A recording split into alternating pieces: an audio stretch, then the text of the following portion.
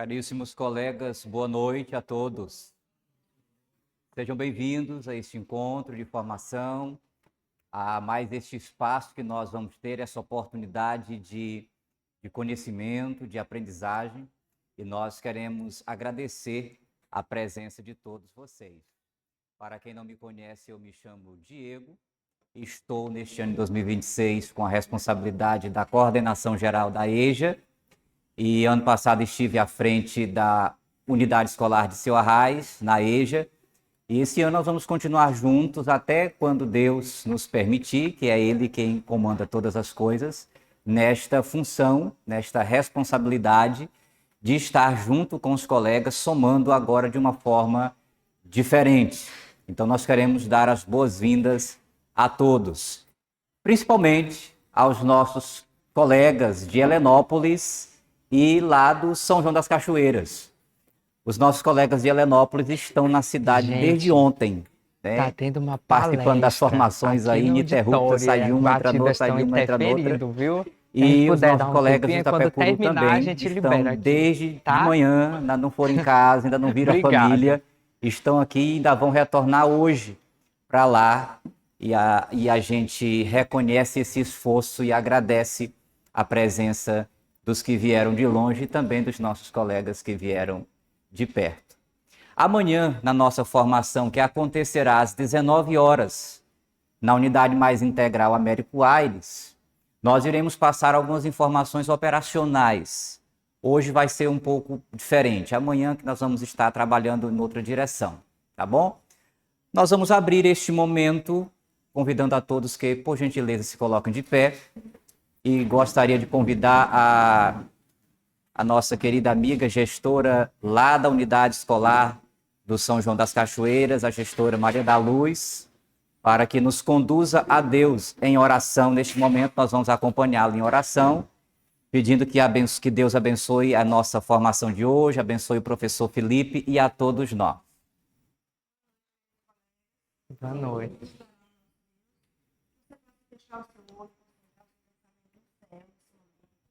Vamos falar com Deus.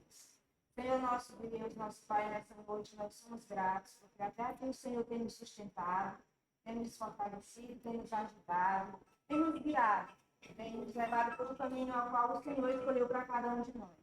Peço ao Senhor que possa abençoar cada gestor aqui presente, cada professor, os palestrantes pessoas, o Senhor possa abençoar a nossa formação de maneira geral, que esteja do início ao fim, e ser conosco em todo o tempo. Nós possamos aprender tudo que for ministrado nessa noite e que possamos usar da melhor forma possível na nossa sala de aula, com nossos alunos. Continua nos abençoando, continua conosco no decorrer de todo esse processo, não só dessa formação, mas de todo o ano letivo. Prepara-nos para todas as situações, porque o Senhor conhece o presente e o futuro. Ser conosco hoje e sempre é o que nós te pedimos, em nome de Jesus. Amém. Amém. Podeis sentar. Hoje, quem vai conduzir este momento de formação é o professor Felipe. O professor Felipe é professor do IFMA, Campus Carolina. Ele falou ontem lá ali no espaço celebrativo, nos trouxe bastante conhecimento, ok? E hoje ele vai trazer esse conteúdo para a gente, ensinar com propósito, currículo, diversidade e protagonismo na EJA. Professor Felipe, fique à vontade. Muito obrigado. Boa noite, pessoal. Agora, oficialmente, a gente está em período de finalização da nossa chamada pública para os nossos cursos técnicos. Aí, por isso que hoje está meio corrido. Eu entrava e saía toda hora, que a mente fica transitando entre mil coisas diferentes. Mas eu queria iniciar dizendo que é um prazer estar com vocês aqui esta noite, agradecendo na pessoa do professor Diego o convite da Secretaria de Educação. Eu sempre falo que uma coisa que tem me deixado muito feliz desde que eu cheguei ao IFMA no ano de 2025 é perceber como essas parcerias elas têm se fortalecido. Porque eu sempre falo aqui para os colegas que educação se faz em parceria, nunca é o eu, sempre é o nós. Sozinho eu não consigo. E essa parceria entre as redes municipal, estadual e federal é extremamente necessário, porque aqui nós estamos iniciando o nosso ensino médio integrado. Então, os alunos que nós vamos receber são alunos que vieram da rede municipal, da rede estadual. Se a gente não tiver esse diálogo, a gente não consegue receber bem esses alunos.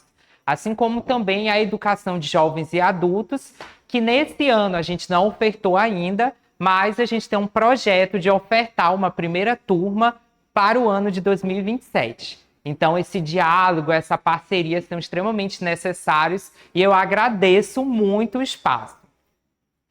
Conforme o professor já me apresentou, e eu já me apresentei ontem à tarde para quem estava presente, eu sou o professor Felipe Miranda.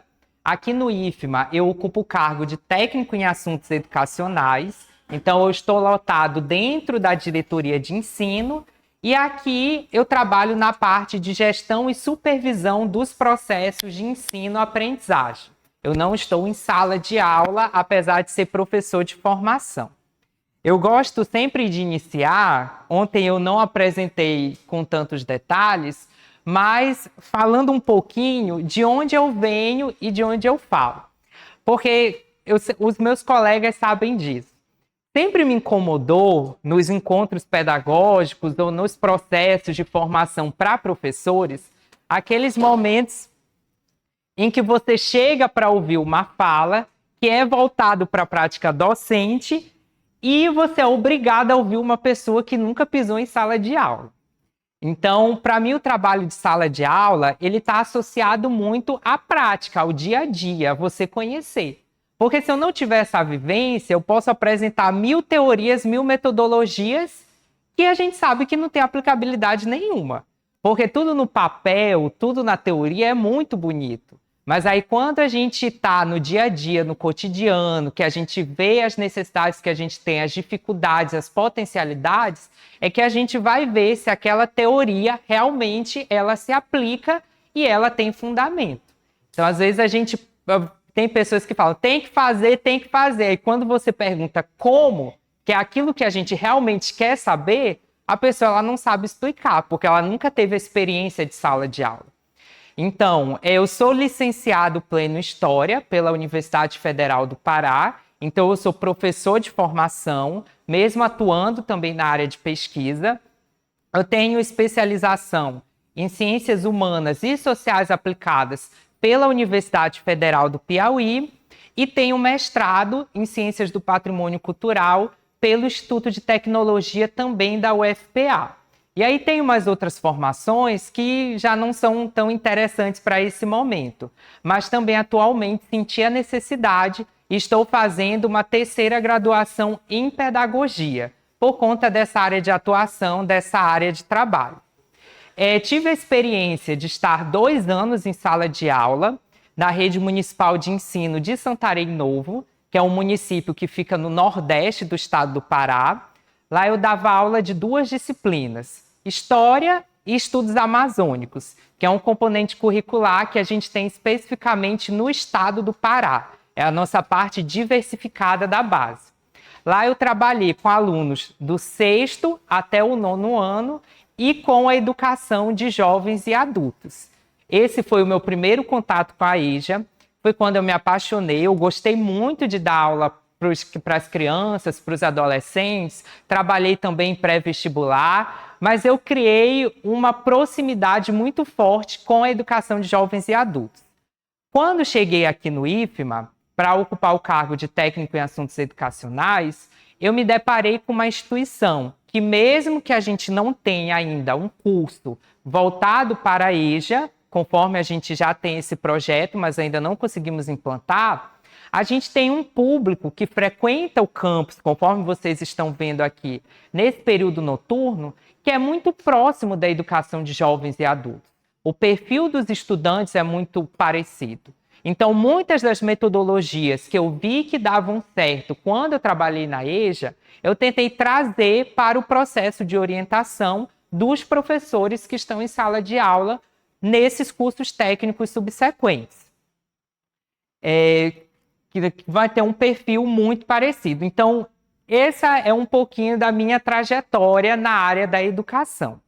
A minha ideia aqui essa noite não é simplesmente fazer um monólogo, que fica muito chato.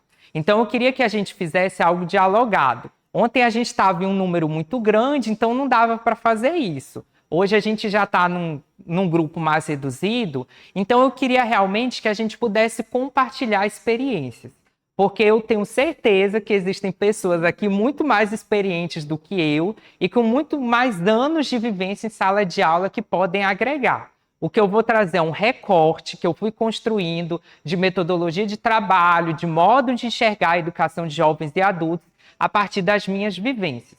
Então, aqui no IFMA, desde que eu cheguei, eu tenho trabalhado muito com esse nosso público de jovens e adultos do curso técnico subsequente, tanto na parte da formação dos professores, quanto também desenvolvendo projetos de ensino, pesquisa e extensão voltados para esse público. Que a gente entende que a gente também tem uma dívida que vai além da formação e do ensino de conteúdos. Então, a gente desenvolve projetos na área de educação inclusiva, que a gente falou um pouquinho ontem, na área de gênero e diversidade. Aqui no IFMA, eu estou coordenando o núcleo de gênero e diversidade do campus. Então, a gente tenta transitar por todas essas áreas para fornecer para os nossos alunos uma formação mais completa possível. Essas imagens aqui, eu ia esquecendo de falar delas, eu quis selecionar porque elas ilustram um pouquinho dessa trajetória. Essa de baixo aqui é uma imagem retirada do período em que eu trabalhava na rede municipal de ensino. Esse foi um dos dias que eu sempre gosto de usar de exemplo, que é aquele momento em que você sente que você está fazendo algo que tem sentido. Eu gostava na escola de trabalhar muito com projetos ao longo do ano, e esse foi a culminância de um projeto de educação patrimonial que eu consegui desenvolver com os meus alunos. E aqui em cima foi a nossa turma esse ano do curso Mulheres 1000.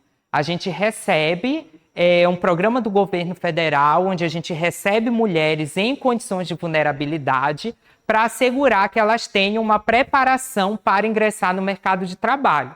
Também é um público de jovens e adultos. A gente ofertou o curso de vendedora e eu desenvolvi com elas um componente curricular voltado ao autoconhecimento, à gestão da sua carreira, aos seus projetos de vida. E foi um momento de trocas que realmente marcou a minha trajetória em sala de aula. Então, por isso que eu sempre gosto de trazer essas imagens para falar um pouquinho dessa trajetória que eu venho construindo. A minha proposta de diálogo para a gente hoje é a gente transitar sobre alguns pontos. Primeiro, eu queria iniciar apresentando um pouquinho a legislação educacional brasileira sobre a educação de jovens e adultos. Eu sempre foco muito nessa parte da legislação, que é porque a gente precisa trabalhar consciente das nossas obrigações. Então, quando a gente olha para todo esse aparato normativo que a gente já tem sobre a educação de jovens e adultos, a gente consegue direcionar melhor o nosso trabalho, saber o que nós precisamos fazer, como nós precisamos fazer, porque já que nós estamos numa rede de ensino pública, a gente tem também essa obrigação para com a observância de todas essas normativas, inclusive para os momentos em que nós somos cobrados a prestar contas. Então, a gente precisa ter esse conhecimento. Depois, eu queria discutir um pouquinho com vocês o perfil desses estudantes da educação de jovens e adultos que a gente recebe, quais são as especificidades, as particularidades desse público, por que é importante a gente conhecer esse perfil para pensar as nossas práticas, discutir um pouquinho currículo e diversidade, que são dois conceitos que estão no título da temática que a gente selecionou para conversar hoje, passar pela andragogia e a discussão do protagonismo do estudante na EJA e finalizar apresentando algumas metodologias ativas que a gente pode utilizar na educação de jovens e adultos. Essa é a proposta de trajetória que eu selecionei para a gente fazer essa noite.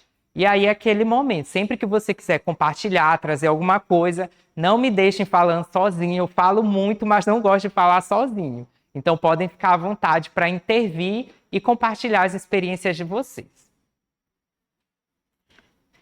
A gente vai iniciar aqui nos reportando um pouco à Constituição Federal, que é a lei máxima do nosso país. Então, quando a gente olha o artigo 206, que é o que disciplina o direito à educação no Brasil, a gente vê que a Constituição ela deixa bem claro Isso aqui, inclusive, vai aparecer lá na LDB depois. Que o ensino ele tem que ser ministrado com base em alguns princípios. E aqui eu selecionei 2 princípios que eu acho interessante para a gente. A igualdade de condições para o acesso e a permanência da escola. Isso é muito importante para mim quando a gente fala da educação de jovens e adultos, porque esse é um gargalo que a gente tem em todas as redes, tanto a municipal, quanto a estadual, quanto a federal. Conseguir a matrícula desses alunos é um desafio árduo, e quando a gente consegue a matrícula, que a gente vai olhar as estatísticas, a taxa de evasão é altíssima. Então, a gente tem que pensar que não basta garantir o acesso, a gente também tem que garantir essa permanência e esse êxito. Claro que nem tudo a gente pode fazer, porque os nossos recursos e o nosso poder de atuação enquanto docentes profissionais da educação é limitado. Mas, às vezes, a forma como a gente conduz a sala de aula interfere nesse processo. Eu já tive, por exemplo, estudantes da EJA que falaram que deixaram de frequentar a turma por conta da metodologia utilizada pelo professor. Eles não se sentiam à vontade. Quando se falava ao professor que eles não se sentiam à vontade com aquela metodologia, o professor simplesmente ignorava: eu faço desse jeito e vai ser assim. E isso acabou levando à evasão de uma turma que começou com 15, que já é um grupo pequeno. Quando você olhava para a sala de aula, tinha um aluno só. Então, aí entra o nosso papel de refletir como a gente está promovendo essa permanência e esse êxito.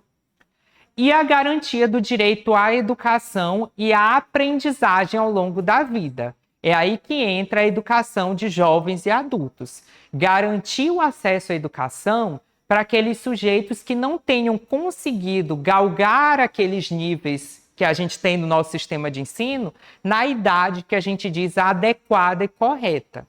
E aqui a gente tem que superar uma visão que por muito tempo foi consolidada no Brasil, de que a educação de jovens e adultos era uma espécie de favor que se dava. Era um ensino que era feito de qualquer jeito. Então você tem aquele público de coitadinhos que não terminaram no período certo, coloca eles numa sala de aula, faz de qualquer jeito, dá um certificado, um diploma, que eles não vão para frente de todo jeito. Por muito tempo a gente teve essa visão da educação de jovens e adultos. E a gente sabe, vocês que trabalham diretamente, que na verdade a gente tem um público com múltiplas potencialidades.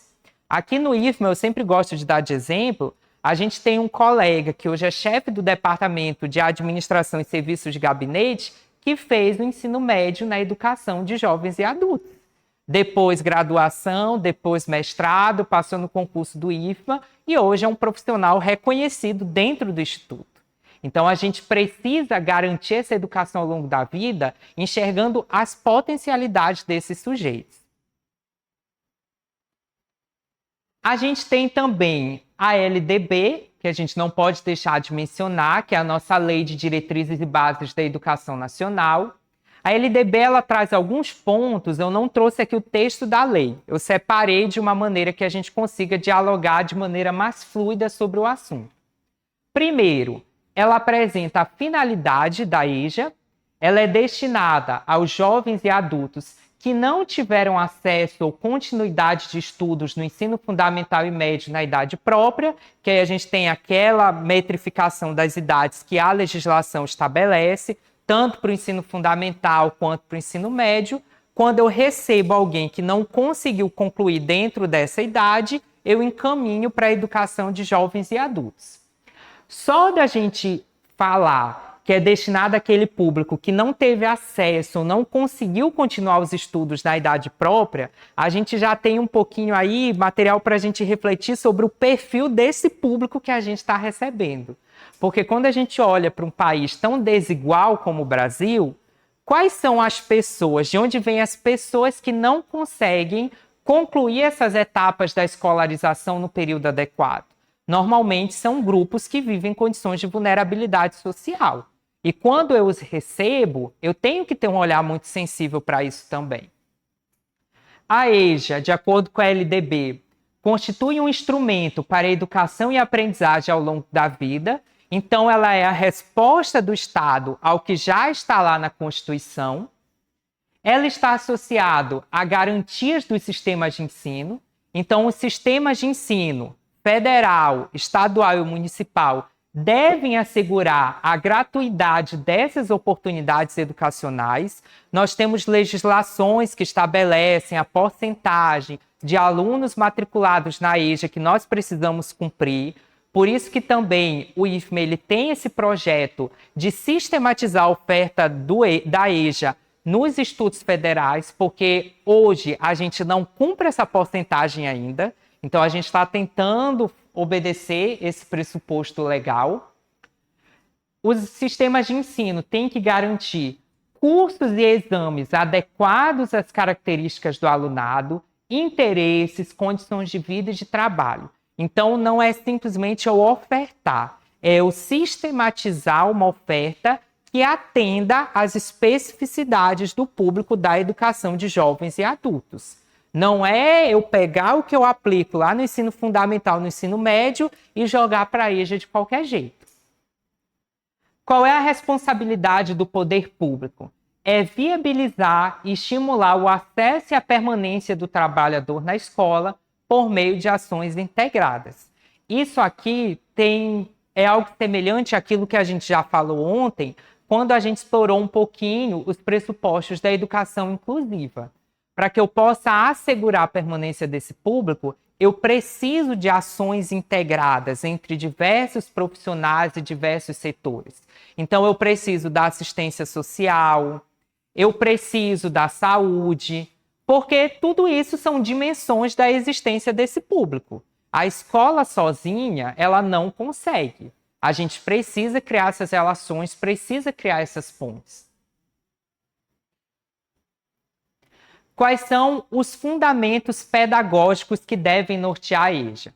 Esses fundamentos, eles estão dispostos, para quem quiser conhecer depois, em uma resolução do Conselho Nacional de Educação. A gente tem as diretrizes curriculares nacionais para a EJA, e isso é muito interessante da gente observar quando a gente pensar o nosso planejamento para a sala de aula. Porque o nosso planejamento ele precisa dialogar com isso aqui, com essas DCNs. A gente tem as DCNs do fundamental, do médio, da educação indígena, quilombola e também tem da EJA. Então, a gente não pode fazer o nosso planejamento sem estar atento ao que está nesse documento. O que é que essa DCN fala? O currículo da EJA ele deve ser construído a partir de um modelo pedagógico próprio, coerente com as DCNs, os pareceres do Conselho Nacional de Educação e as orientações do sistema de ensino. Essas propostas pedagógicas, elas devem dialogar com as trajetórias de vida, trabalho e escolarização dos estudantes. Eu gosto muito desse ponto, porque ele fala da importância da gente pensar um currículo especificamente para a educação de jovens e adultos.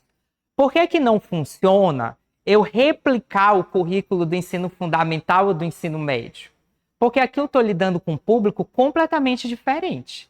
Então, quando eu penso no currículo da EJA, os conteúdos, que agora a gente fala objetos de conhecimento, as habilidades, as competências que você vai desenvolver, tem que ter em vista essas características. As trajetórias de vida, as formas de trabalho, o nível de escolarização desses estudantes. Uma coisa é quando você pega uma criança, um adolescente, que ele está no começo da trajetória de vida dele. Outra coisa é quando você pega um senhor, uma senhora de 50, 60 anos. E aí o currículo, ele tem que ser sensível a toda essa caminhada que ela já fez. E a como eu posso olhar para essa trajetória, para essa caminhada e dialogar em sala de aula com isso. Por isso a gente tem uma preocupação muito grande com a identidade da educação de jovens e adultos, em pensar algo específico para a EJA. Quando eu participei aqui no IFMA, tanto das discussões das nossas diretrizes institucionais para os cursos de educação de jovens e adultos, quanto na elaboração do projeto pedagógico do nosso curso da EJA. E uma preocupação que a gente teve foi essa: não tem como eu pegar um planejamento pedagógico do curso integrado, que eu vou receber adolescente e jovem, copiar e colar e dizer que a mesma coisa vai funcionar na EJA. Eu tenho que pensar a partir desse público. E esse, muitas vezes, é um erro que a gente comete. Quando a gente recicla os planejamentos do ensino fundamental e do ensino médio regular e leva para a educação de jovens e adultos. Eu entendo que, normalmente, são os mesmos profissionais. A gente não tem esse tempo todo para planejar. Mas eu acho que as mínimas adaptações a gente tem que ser sensível para fazer. Qual é a identidade da EJA na prática docente? Então, essa nossa prática de sala de aula, ela tem que considerar a equidade, uma organização curricular diferenciada para garantir a igualdade de direitos educacionais. Percebam que todos os pontos vão se basear nisso. Diferenciar, singularizar, pensar a partir da especificidade. Não tem como eu organizar o currículo, não tem como eu avaliar um estudante da EJA da mesma maneira que eu avalio uma criança ou um adolescente lá do ensino regular. Por isso, esse currículo ele tem que ser mais flexível. Essa forma de avaliação, ela também tem que ser mais flexível. A gente vai falar um pouquinho melhor quando a gente discutir um pouco o perfil desse público. Tem que estar voltado à superação das desigualdades históricas de acesso e permanência da escola, que é aquilo que eu falei. Quem é esse público da EJA? Dificilmente você vê numa sala de educação de jovens e adultos uma pessoa que ela vem de uma classe social mais abastada. Normalmente a gente tem aquele público que vive em condição de vulnerabilidade, que teve que deixar muito cedo a escola para poder trabalhar. Então, o nosso compromisso na educação de jovens e adultos também é um compromisso social, de tentar minimamente corrigir essa desigualdade e assegurar o direito à educação também a esses sujeitos. Aqui entra a diversidade do currículo. A gente está atento à diferença, tanto reconhecendo os estudantes como sujeitos de saberes e experiências, isso eu queria focar um pouquinho mais quando a gente for falar da andragogia, quanto valorizar as identidades, os conhecimentos prévios e as vivências socioculturais desses sujeitos, que é aquilo que a metodologia da andragogia vai focar muito. Tem que se atentar para a proporcionalidade, então, a adequação de conteúdos, adequação dos tempos, das metodologias voltadas especificamente para a EJA, e planejar as atividades pedagógicas que assegurem a formação básica sem ignorar a especificidade desse público. Então, eu vou fazer um ensino de qualquer jeito, só para cumprir tabela? Não. Como docente, eu sei que existem habilidades, que existem competências que esse meu aluno não pode sair da sala de aula sem ter desenvolvido. Então, eu tenho que prezar por isso, pela qualidade do ensino. Mas isso não quer dizer que eu vou ignorar as particularidades daquele público. E a avaliação dos reconhecimentos e saberes, que essa é uma das especificidades da educação de jovens e adultos. E é um desafio, que é você pensar formas de avaliar que considerem a trajetória, as experiências, os saberes, as competências que esse aluno vem desenvolvendo ao longo da sua vida. Muitas vezes ele não consegue enxergar como isso se relaciona com a sala de aula, mas tem uma relação muito forte. Quando a gente vai investigar, por exemplo, as profissões, os ofícios que esses alunos desenvolvem, a gente consegue trazer muito disso para a sala de aula e linkar com o conteúdo que a gente está abordando. E aqui a gente entra na discussão de quais as implicações disso para a docência.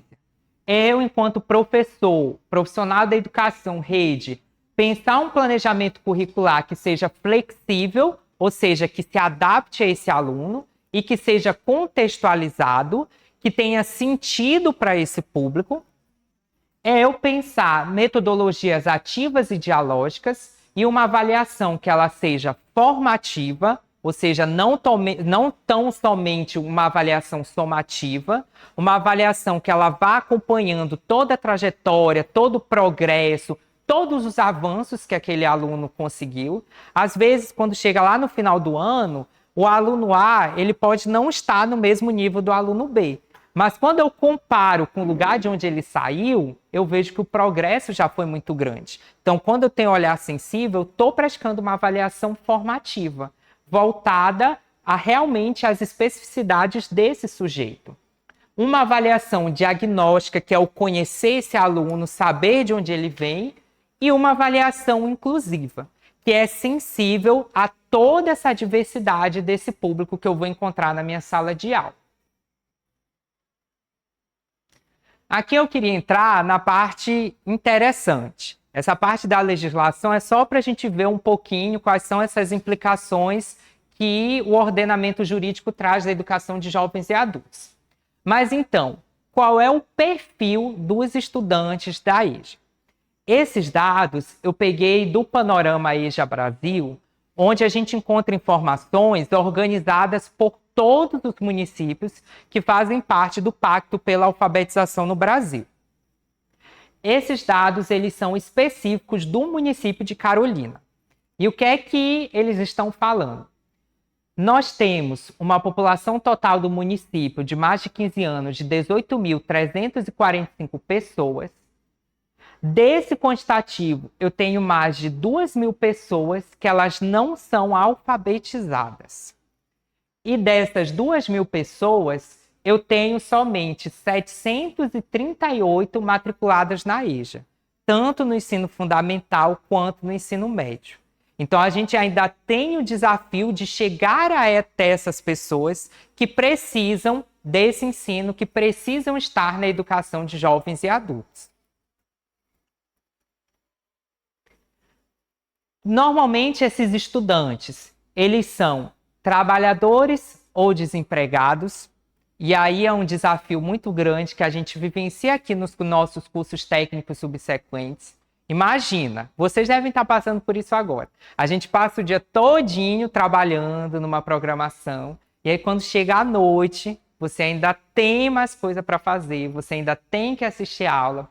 Às vezes o aluno ele sai do horário de trabalho, quase no período de já estar na sala de aula, então ele não consegue fazer uma refeição, ele não consegue tomar um banho, ele não consegue descansar minimamente. É um público que chega muito cansado na sala de aula e que qualquer coisa, qualquer erro que a gente comete, ele já adormece. Eu tinha uma colega que ela adorava, ela era muito audiovisual. Então, na EJA, ela adorava apagar as luzes e passar filme. Quando você acendia, os alunos estavam todos dormindo, porque eles já estavam cansados. Você escurece o ambiente, aí que o cansaço vai ser maior ainda. Então, olha, isso pode funcionar, isso funcionava para os meus alunos do ensino fundamental, que eles estavam muito despertos, muito elétricos, então eles adoravam filme, adoravam documentário. Na EJA, qualquer atividade eu percebi que envolvesse sentar num ambiente mais escuro e mais calmo para assistir alguma coisa, não dava certo, porque eles dormiam. Então, eu já tinha que pensar uma outra atividade, uma outra estrutura. Eu tenho pais e mães de família, e isso é um calcanhar de Aquiles, principalmente quando a gente pensa para as alunas que nós recebemos. Porque a gente ainda vive numa sociedade que joga por demais o trabalho da gestão do lar e do cuidado dos filhos para as mulheres. Então, eu já tive alunas da educação de jovens e adultos que chegaram a compartilhar comigo que elas se sentiam culpadas de estar em sala de aula. Porque ela achava que o período que ela estava na escola, ela estava negligenciando o papel de mãe e esposa. Então, isso foi uma coisa que me tocou muito. Às vezes a gente tem muito aqui no IFMA casos de alunas que engravidam, constituem família, e elas abandonam os estudos porque não tem uma rede de apoio, ou porque o parceiro não aceite que ela frequente a escola, cobra que ela esteja em casa. Então, tudo isso se reflete nos índices de evasão e se reflete também nos desafios que a gente tem com esses alunos e principalmente quando a gente fala da constituição de grupos familiares com essas alunas. Às vezes, elas estão amamentando, precisam trazer o bebê para a sala de aula. E aí a gente tem que amamentar na sala de aula, ou a escola tem que dispor de um lugar para ela amamentar com mais privacidade. Às vezes ela precisa trazer o filho, criança, a gente já teve esses casos. Então, tudo isso está marcando esse processo de ensino-aprendizagem na EJA. Oi, pode falar. Fique à vontade.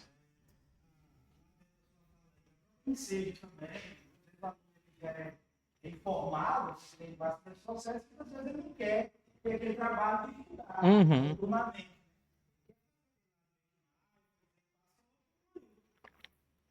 É verdade. E isso é reflexo do perfil socioeconômico desse público. Porque a gente vive muito isso do aluno chegar para a gente porque ele tem uma necessidade urgente. Então, apareceu uma proposta de emprego, ele precisa daquela formação para ter aquele emprego, ele quer uma formação rápida. Às vezes ele não está nem preocupado com a qualidade. Então, quando ele vê, por exemplo, uma oportunidade de certificação que é mais célere do que ele fazer educação de jovens e adultos, ele vai optar pela formação mais rápida. Aqui a gente tem muito isso. Os cursos de EJA no IFMA hoje, para os campos que oferecem, eles são organizados em 3 anos. O aluno sai com a formação básica e sai com uma formação técnica. Mas tem-se dificuldade de capturar esse público, porque é uma formação que leva 3 anos. Então, o público da EJA, ele precisa e ele quer uma coisa mais rápida. Porque, às vezes, ele vem até a escola nesse senso de urgência, de melhorar de vida, de não perder uma oportunidade. Então, a gente tem esse desafio até. Como é que eu consigo comprimir esse período de permanência dele na escola, mas sem sacrificar a qualidade desse ensino que ele também tem direito de ter? É um ponto realmente muito relevante. Eu tenho sujeitos com experiências de vida diversas, e aí entra a questão que é a sensibilidade para a diversidade, e o que me chama muita atenção na EJA. Quando eu trabalho lá no fundamental, no médio, eu tenho um público que ele é muito parecido, tanto na questão da idade, quanto do que eles estão vivendo. Então, eu pego ali adolescentes naquele processo de constituição de identidade, descoberta da sexualidade. Claro que cada um é o universo, mas eu tenho ali um mínimo ponto que liga todo mundo.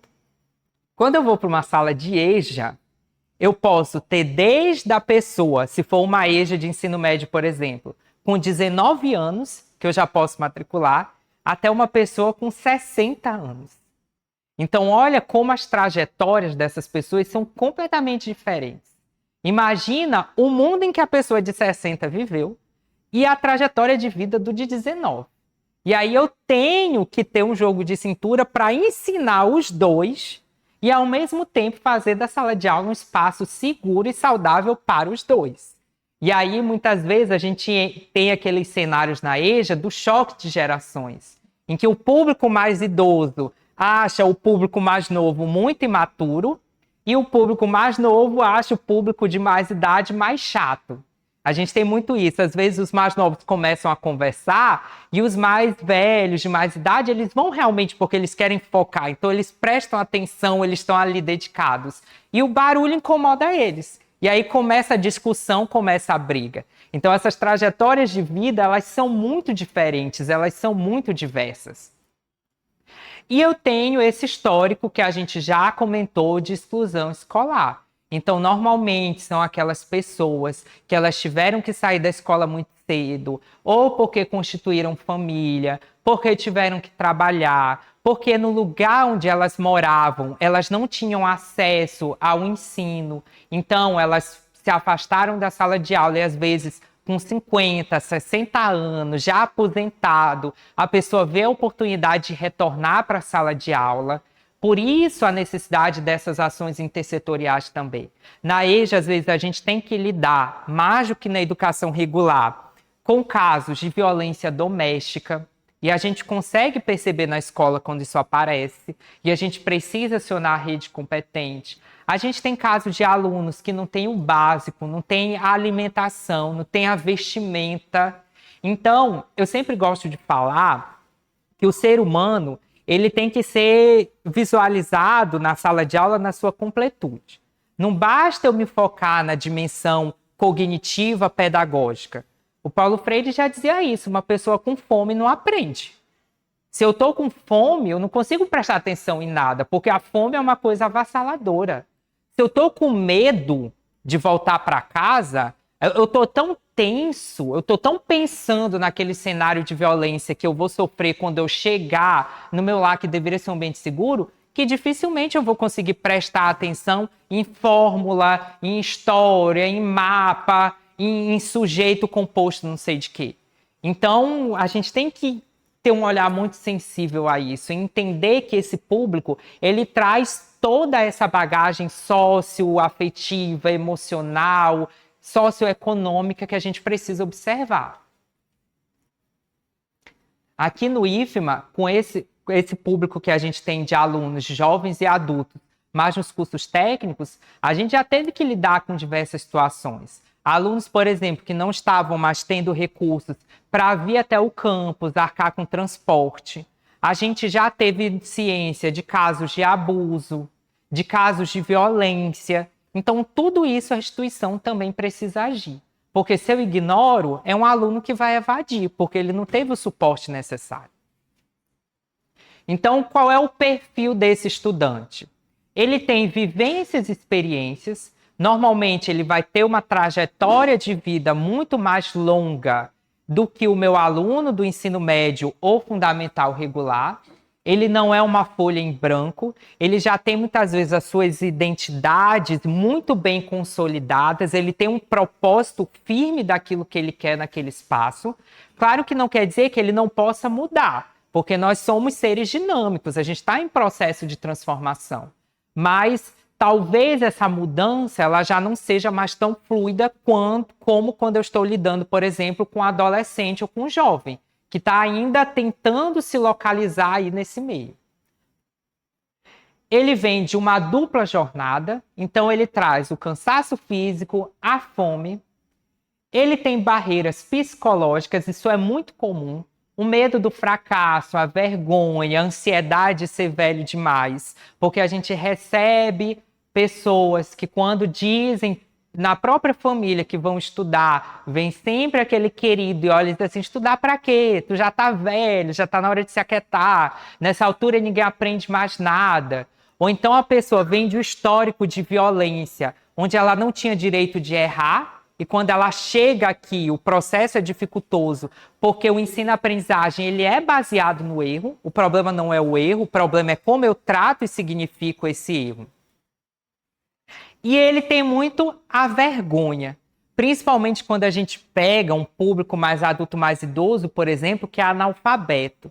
Para ele falar para você que ele não sabe ler, que ele não sabe escrever, uma coisa que para a gente é tão natural, todo mundo está aqui, está entendendo o que está escrito aqui, é um processo de confiança muito grande. E muitas vezes essa confissão do eu não sei ler vem acompanhado de lágrimas.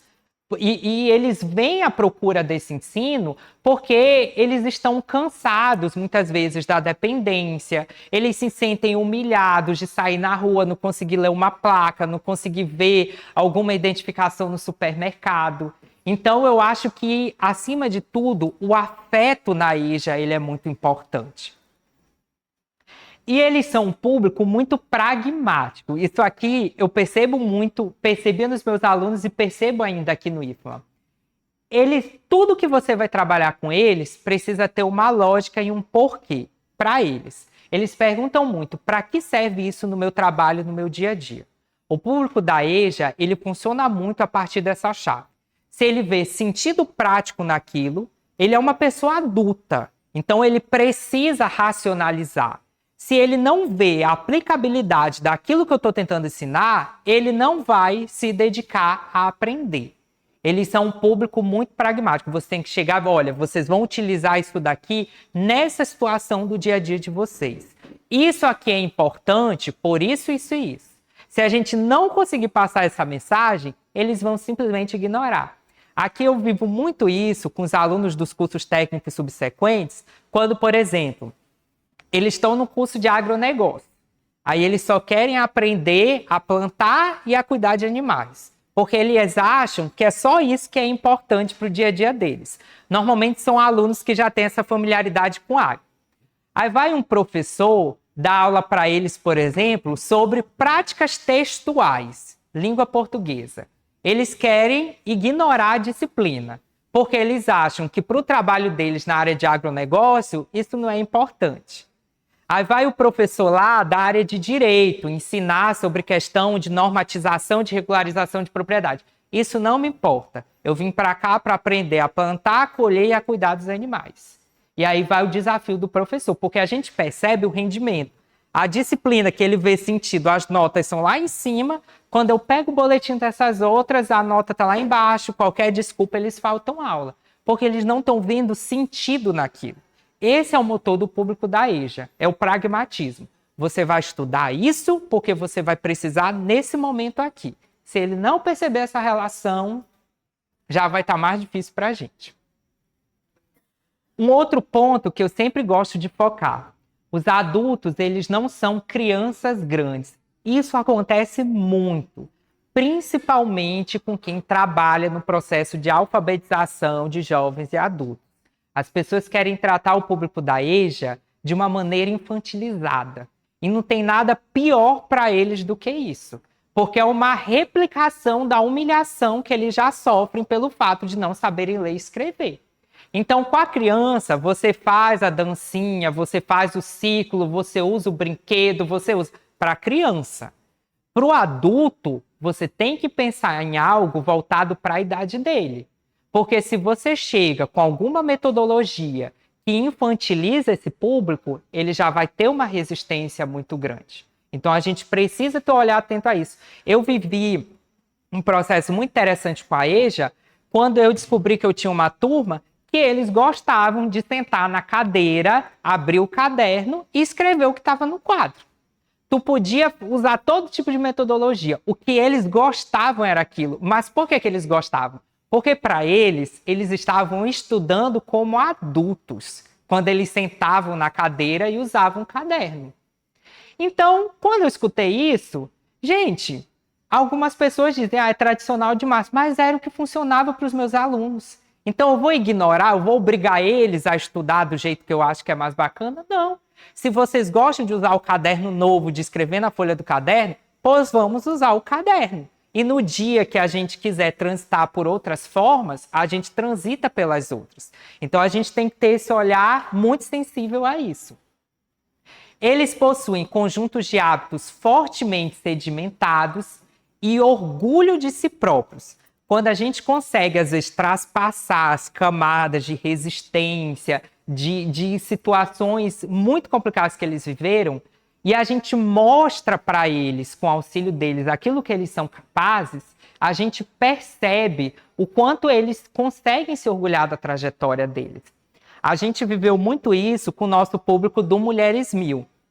Na disciplina que eu ministrei com elas, um dos produtos que a gente fazia era o mapa da vida. Porque o objetivo era elas enxergarem os saberes que elas já traziam na sua bagagem. E que aqui a gente não ia ensinar elas do zero. A gente ia trabalhar esses conhecimentos que elas já detinham. Então, às vezes, era um processo interessante dizer assim, eu nunca trabalhei fora, eu não sei fazer nada. Mas elas percebiam que elas eram responsáveis, por exemplo, pela gestão financeira da casa delas.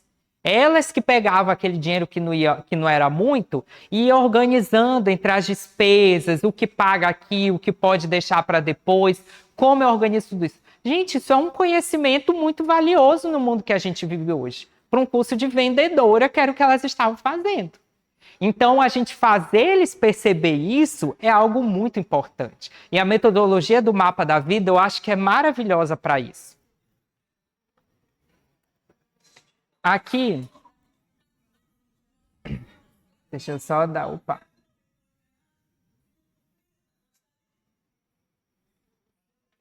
Eu gosto muito, caso vocês não conheçam, essas cenas que eu vou mostrar, elas são de uma série produzida pela Globo que se chama Segunda Chamada.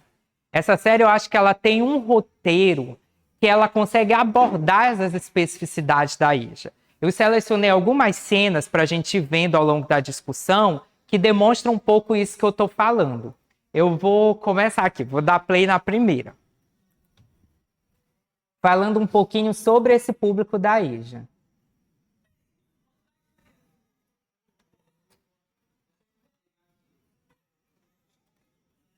Ai, meu Deus.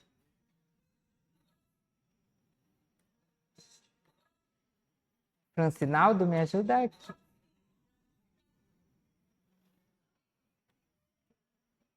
Deixa eu ver se agora vai aqui.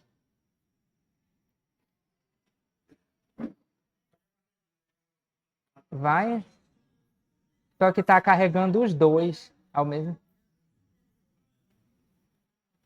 Eu não consigo virar o botão para começar aqui. Ah, era?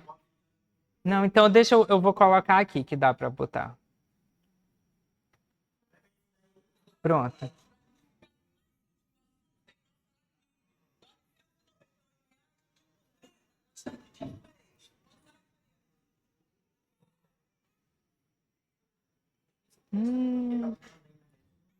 Ah,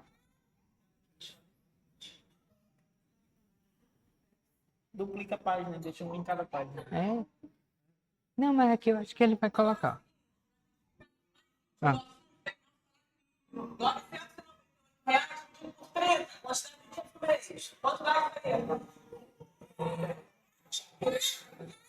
Fala aqui, deixa eu ver um minutinho.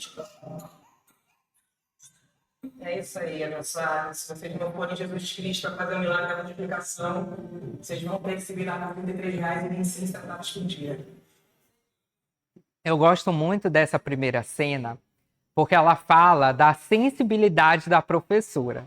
A gente vê que quando a criança começa a chorar, a outra colega do lado já está começando a ficar incomodada, porque atrapalha escutar, atrapalha a concentração. E aí a maneira como a gente age mediando essas situações na EJA é muito importante, porque eu posso fazer a aluna com a criança entender que ela não é bem-vinda, e aí se ela não tem uma rede de apoio para cuidar daquela criança, ela não vai vir mais para a aula, porque ela não vai abandonar o filho dela, ou eu posso acolher da maneira que a professora fez. Isso aqui é mais comum do que a gente pensa. Aqui, por exemplo, a gente já recebeu mensagem de alunas, tem um sofá, um lugar que eu posso deixar o meu filho enquanto eu estudo, porque senão eu não vou mais conseguir frequentar o curso. E é... Tem outro colega que reclama.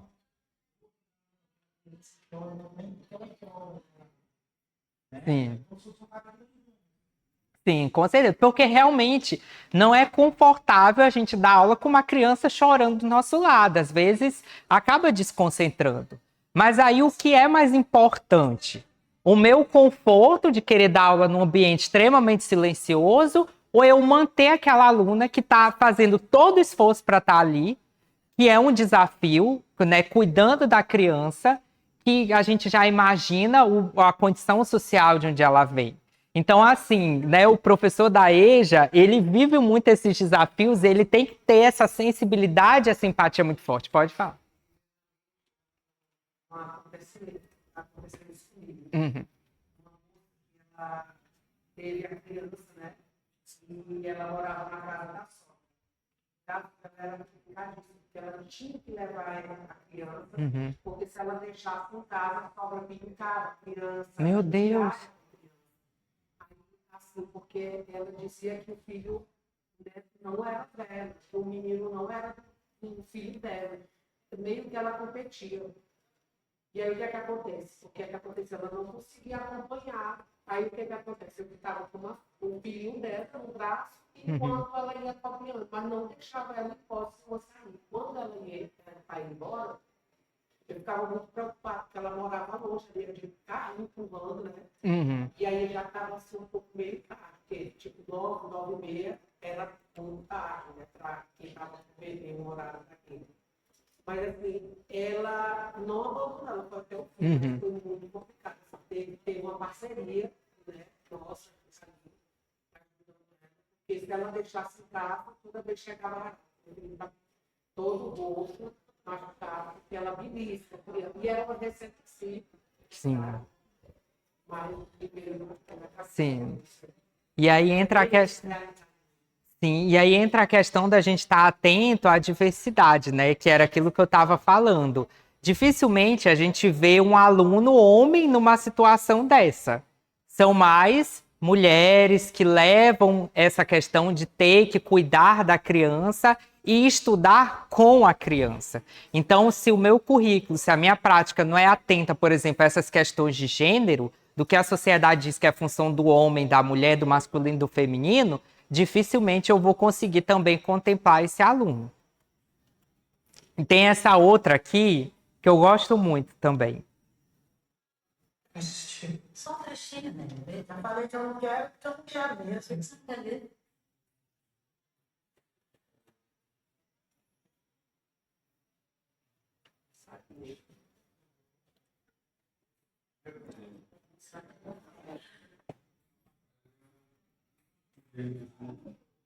Eu não sei ler.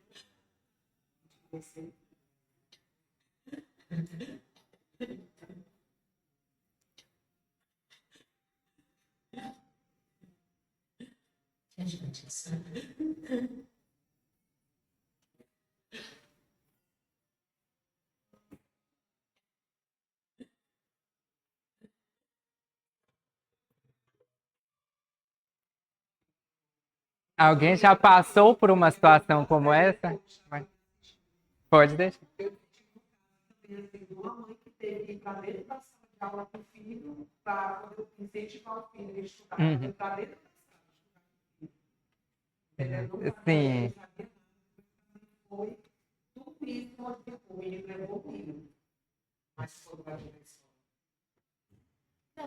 Voltando lá na estatística, Aham. fazer iniciativa, nós somos um bairro específico. Então, assim, quando falou, muita gente que não terminou com a sala de aula, muita gente, mas muita mãe solteira, com bebês, filhos de 4, 5, 7 anos. Eu queria muito, mas não tenho que deixar ele. Eu queria, assim, é um bairro que tem muitas. Não, a gente volta para outras políticas públicas. A rede tem que ser assim, deve ser assado mais. Não se pensa em políticas públicas de creche, Sim. nem durante o dia, nem durante muito menos durante à noite. Então, assim, se as políticas públicas de educação não estiver aliadas às políticas públicas de ações sociais, pensando nisso, é muito difícil a gente conseguir uma fazer. Vou dar de dar um leva. Mas aí eu penso, meu Deus, se eu falar para todo mundo levar, aí dar uma creche. Vai ter que abrir uma creche, sim. Entendeu? Mas tem. E esse é um ponto muito importante. Por exemplo, a gente não naturaliza a ideia de uma creche que funcione no horário noturno. Aí eu vou ofertar a EJA de manhã ou à tarde, mas é um público que trabalha, é um público que tem que estar em casa durante o dia.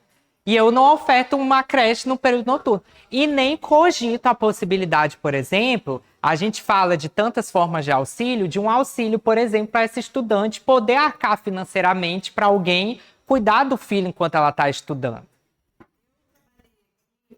Não sei se não chegou a conhecer aquele jovem urbano. Uhum. Que o governo federal organizou, Sim. e ele chamou os estudantes de 18 a 29 anos, né? A faixa etária era essa, e ele ofereceu uma bolsa sem loto todo. Aqui tinha 2 escolas que funcionavam, que era a Nova Carolina e no bairro Prédio, todas eram lotadas. Por quê? Por Sim. Aqui no IFMA, a gente consegue, apesar dos recursos serem limitados, mas ofertar para as nossas estudantes o auxílio creche. Então, elas recebem um valor entre R$400 e R$500, que é para pagar minimamente alguém para cuidar da criança quando ela está na sala de aula. E só da gente ofertar, claro que pelo valor a gente não consegue ofertar tantos quanto a gente queria. Mas a gente já percebe minimamente o quanto isso faz diferença. Porque tem aluna que chega e diz que se não receber o auxílio eu não vou conseguir continuar estudando. Então, seria algo a se pulverizar, né? Porque a gente percebe o impacto aqui. Nesse, agora, nesse aplicativo, vai ter pé de meio? Pé de meio, e é um público que por conta... Eu sabia que eu sempre tive que pagar alguém para ficar no meu filho. Senão eu não tinha como. E assim, quando você vai encontrar alguém, você vai pagar. Com certeza. Sim. E em muitas carreiras a gente tem um auxílio creche para servidores institucionalizados, né? Ou então uma creche institucional. E para docente, dificilmente a gente ouve falar sobre isso. Eu tenho memória disso porque a minha mãe também era professora, só que da rede estadual, e era desse jeito. A sorte é que a escola era na frente da nossa casa. Então ela terminava de dar uma aula aqui, aí no primeiro intervalo ela corria para ver como é que estava a criança em casa. Aí 5 minutos voltava, trabalhando de manhã, de tarde, de noite. Então, isso também interfere quando a gente pensa as profissionais da educação. É uma outra vivência também, né? Que tangencia a nossa prática. Mais alguém quer compartilhar alguma coisa? Pode?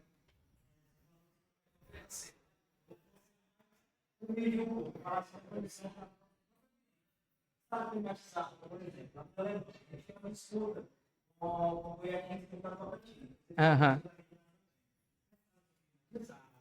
Eles dão material solar. Isso se estende não só para eles, né? Para lá também. Então, assim, é uma escuta desleal. Com certeza.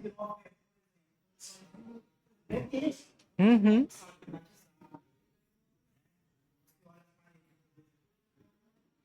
Isso é ser. Sim. Sim.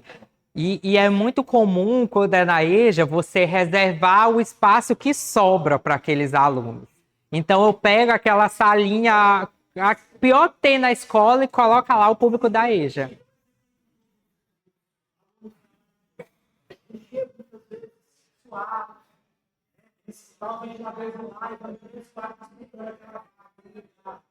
Se fosse climatizado, se influencia muito também até. Sim. É por isso que eu bato sempre na tecla que a experiência na sala de aula é importante, porque eu vivi isso quando eu estava na rede municipal. Eu trabalhava numa escola que não tinha nem ventilador na sala de aula. Aí tinha uma outra que era toda climatizada. Aí quando vinham as tais avaliações de rede, que o pessoal ia medir os indicadores, eu digo, gente, eu não concordo com isso. Você quer avaliar o meu aluno que fez essa avaliação debaixo de um calor de 40 graus, com outro que estava na sala de aula climatizada? Porque eu que sou adulto, se eu estou num ambiente muito quente, muito incômodo, eu não consigo me concentrar. O que dirá um adolescente? Ou uma pessoa que está cansado de atuar de um ambiente de trabalho. Então, é aí que eu falo, né? A gente, às vezes, tem a boa vontade, mas nem tudo a gente consegue fazer. E eu não sou a favor de jogar todo o peso em cima do professor. Porque, por exemplo, a parte de estrutura não é o professor que consegue resolver. Porque eu não vou comprar uma central de ar e mandar instalar na sala, e nem devo fazer isso. Eu não vou comprar um projetor, não vou comprar um ventilador. Então, interfere também. A gente pode ter toda boa vontade, mas eu sempre falo, boa vontade não faz milagre, gente. Ajuda, mas não faz sozinho, né? Mais alguém quer compartilhar alguma coisa? E aí, agora eu vou tentar ser mais breve, gente, para a gente não se alongar muito e ficar chato. Mas eu queria trazer um pouquinho a discussão também sobre o currículo, porque a gente viu lá na legislação que ela fala da necessidade de pensar um currículo sensível para a EJA. Mas o que eu queria discutir aqui, o que é que a gente entende por currículo? Porque a gente precisa ter isso em mente também. E aí a gente tem uma série de conceitos, mas o que eu gosto sempre de trabalhar, né? O currículo, ele é aquilo que você se propõe a ensinar para o seu aluno. São os saberes, são as competências, são as habilidades que você olha para o seu aluno e você diz que são imprescindíveis dentro da sua área de formação. E o que é que eu sempre gosto de discutir? É mostrar que o currículo, ele não é um documento neutro, ele não é simplesmente um pedaço de papel. Ele é uma seleção, ele é uma escolha. E toda seleção, toda escolha, ela perpassa também a exclusão de alguma coisa. E o currículo, ele é construído em meio a disputas de poder. Então, o que é que aquele sujeito tem que aprender? Quando eu estou decidindo o que ele aprende, eu também estou influenciando a forma como ele vai ver o mundo ao seu redor. E o currículo é na escola que vai nortear isso. Quando eu decido ensinar o conteúdo A e não o conteúdo B, o que é que eu estou deixando de lado? Por que que eu estou deixando de lado? Por que que eu acho que isso aqui é mais importante? Eu vou dar o exemplo da minha área, que é onde eu me sinto mais confortável de falar. Quem trabalha com história vive muito isso. Você está lá, eu estava dando aula no interior da Amazônia. Aí eu pego um livro didático que foi feito por uma editora de São Paulo ou do Rio de Janeiro. Aí eu olho os conteúdos, está lá, tudo que aconteceu em São Paulo e no Rio de Janeiro. que é a tão falada história do Brasil. O Brasil é São Paulo, Rio de Janeiro e Paraná em algum momento. Aí o meu aluno que está no interior da Amazônia, ele olha para aquilo e ele não se vê naquele currículo. Porque ele não está em São Paulo, ele não está vendo aquele cenário, ele não está lidando com aquilo. Aí quer dizer que eu que venho da Amazônia, a Amazônia não tem história? A Amazônia não é Brasil? Não aconteceu nada? Tudo que aconteceu foi para lá? Então o currículo também é uma escolha. E isso influencia o sentimento de pertencimento do meu estudante. Porque quando o currículo prioriza o outro lado, ele se sente subalternizado, ele tem vergonha de dizer que ele é do norte, que ele é da Amazônia, que ele é do Nordeste. Quando eu penso um currículo voltado para ele, eu crio esse sentimento de pertencimento e identidade. Então esse é um exemplo de como o currículo ele tem que ser a todo momento problematizado, enquanto um documento que forma identidades. E aí a gente tem as dimensões do currículo. Eu gosto de falar disso para a gente ver como a gente pode subverter o currículo. Porque a gente ainda tem esse grande problema no Brasil. Às vezes quem está em sala de aula pouco tem a capacidade, não é a capacidade, mas o poder de influenciar a formação do currículo. Então a gente já recebe o documento pronto, é isso que você vai trabalhar, vai fazer desse jeito. Olha.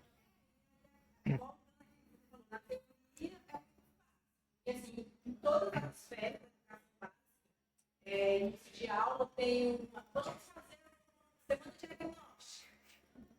Vamos fazer um diagnóstico. Não fica só porque você tem. Mas no final você vai seguir o currículo e a matriz determinada pelo. Que não foi você que preparou, você não foi ouvido. É, porque é o que vão cobrar no final, quando vê uma avaliação externa. Então, isso é muito importante. E aí a gente tem as dimensões do currículo prescrito, que é aquele currículo oficial, que o MEC define, que as redes definem. Eu tenho o currículo editado, que é aquele que os sistemas de ensino, as escolas, eles elaboram a partir do livro que a gente escolhe, dos recursos que a gente escolhe.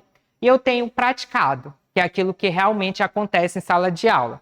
Eu gosto muito do praticado, porque era aqui que eu conseguia subverter o currículo. Porque muitas vezes é a forma como eu trabalho. Então eu posso trabalhar um determinado conteúdo de uma maneira extremamente tradicional, e aqui eu não falo de metodologia tradicional, eu falo de uma maneira defasada de enxergar aquilo, ou eu posso subverter e levar o meu aluno a refletir por que ele é obrigado a aprender aquilo daquela maneira e não de outra. Então é aqui a parte que a gente pode, às vezes, dar uma mudada na rota e fazer uma diferença. A não ser que um dia a gente consiga chegar lá no Ministério da Educação e aí influenciar.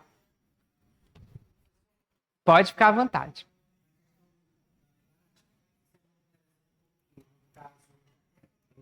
Falou cansaço. Uhum. Muitos alunos trabalham. E tem uma formação que fala que você pode fazer essa adaptação de acordo com. Não fugir do contexto. Você elabora uma questão e você está lá, por exemplo, dando aula de matemática. Aí você está todos aqueles números e o aluno às vezes não está entendendo. Mas se ele é, por exemplo, um pedreiro, passou o dia todo trabalhando, né? E um professor trazer uma metodologia ativa que faça que ele desperte quantos metros ele produz no dia, centímetros, quantos quilos de cimento ele usa naquela massa, ele vai despertar naquele aluno um interesse maior, porque está trazendo para ele a matemática mais aplicada. A proposta diferente. Isso. E ele enxerga sentido naquilo que você está tentando ensinar ele, né? Às vezes a gente tem alunos que são comerciantes. E aí quando você vai falar, por exemplo, de juros, de cálculos, ele consegue ver a aplicabilidade daquilo se eu usar o exemplo. Agora, se eu só em sala de aula me virar para o quadro e ficar fazendo cálculo, fazendo a conta, dificilmente ele vai conseguir fazer o link. Por isso, o professor na EJA, ele é muito importante como mediador do processo. É aquele que vai clarear, mostrar para o aluno como aquilo está presente no dia a dia dele. Isso é muito importante, porque senão ele não vai dar atenção para aquilo que você está tentando ensinar, dificilmente. Esse exemplo eu gosto muito. Às vezes, os alunos que trabalham em oficina, quando a gente, por exemplo, vai trabalhar física, que aí é a densidade dos materiais, ele já tem aquilo do dia a dia. Ele só não enxergava a disciplina naquela prática. E aqui, quando a gente pensa o currículo como esse jogo de relações de poder, é que entra a questão da diversidade no currículo. Porque conforme o colega falou, e a gente viu na legislação, a gente tem autonomia para adaptar esse currículo. Às vezes, eu não vou conseguir trabalhar na EJA todo aquele arsenal de conteúdos que eu trabalho no ensino fundamental, no ensino médio. Mas eu tenho autonomia pedagógica de ver o que daqui é importante para o meu aluno. E eu vou trabalhar isso daqui. E se o meu aluno terminar o ano dominando isso daqui, para ele é válido.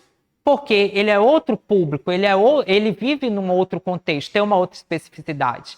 Então, quando eu trabalhava na EJA, eu fazia muito isso. Eu tenho 50 conteúdos. Eu digo, gente, isso daqui não dá, fica cansativo. Desses 50, eu tenho 20, que eu sei que vai fazer sentido para ele, que é a espinha dorsal do conhecimento histórico, que era a minha disciplina. Então, vamos aqui focar nesses 20.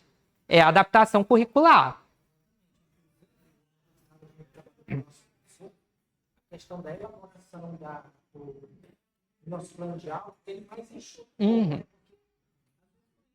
Via algum plano de aula que vinha já, só copiou o documento curricular ali, vem muita coisa, né? Então, é interessante trabalhar aqui com o aluno, que eu vejo que eu vou trabalhar 100% com ele para saber se ele vai desenvolver mais. Sim. Tanto material que você aí fazia aquele estudamento, trabalhava pouco, mas trabalhava bem. Sim, sim. E você também tem a possibilidade de adaptar a questão das avaliações. Em nenhum lugar na legislação diz que você é obrigado a avaliar um aluno com ele fazendo prova objetiva toda hora, por exemplo.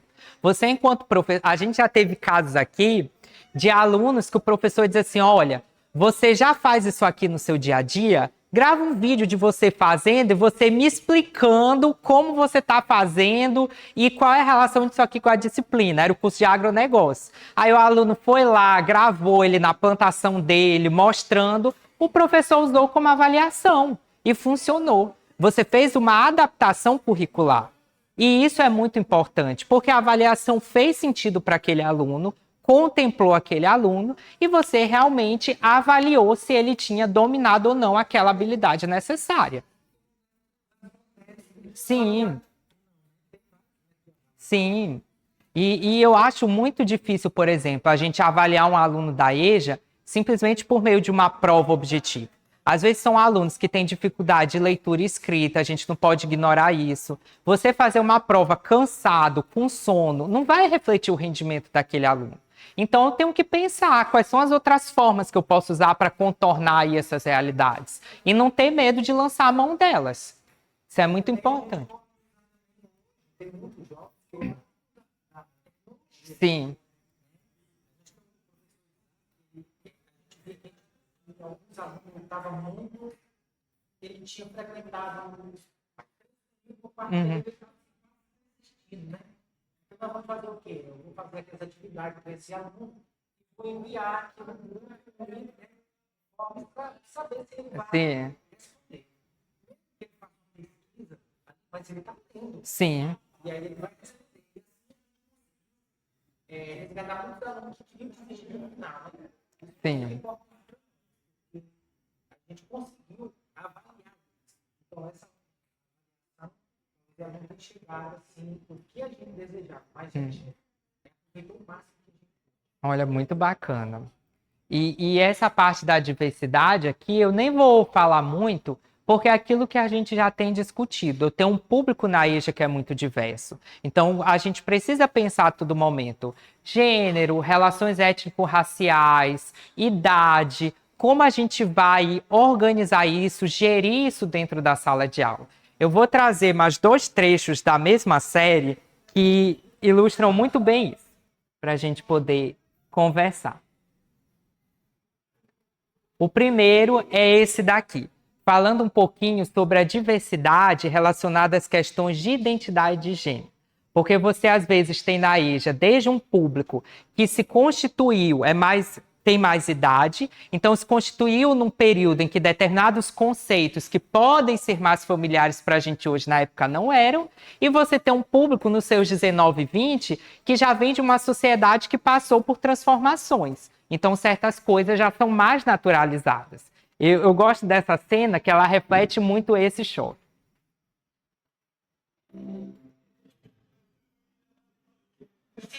Banheira das mulheres. Os homens dentro. Angela, você vai do lado, agora não sei nem se você Vai reclamar porque eles não estão obrigados a de banheiro, muitas vezes de respeita, dona Sueli. Eu não estou te faltando com respeito. Me respeita você.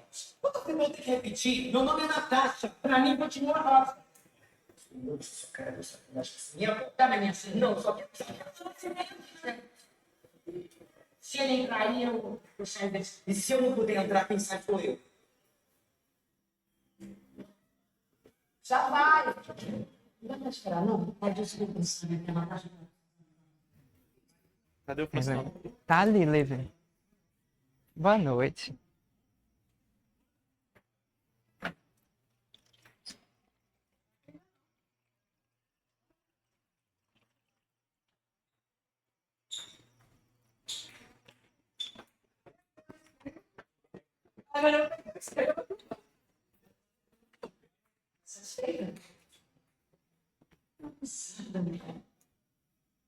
Você quer que eu faça o quê? Um terceiro banheiro para tal de quê? Vamos tomar uma atitude, a gente vai atender mais uma. E que atitude é essa? Vamos lá. Dá uma ajuda. Não sei, por isso que eu vim falar com você. Não sei. Tá vendo? A gente não pode ter o bom. Deixa eu passar para Controles muito todos. A única coisa que você...